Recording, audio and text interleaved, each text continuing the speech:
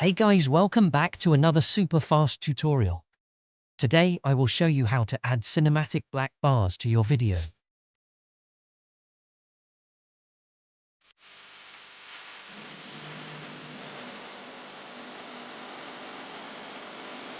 So as a first step, create an adjustment layer. Then drag it to the timeline. Then go to Effects and search for Crop. Then drag it into the adjustment layer. Now go to Effect Controls and under the Crop section, add a value of 10% to the top and bottom. You can change those values as needed.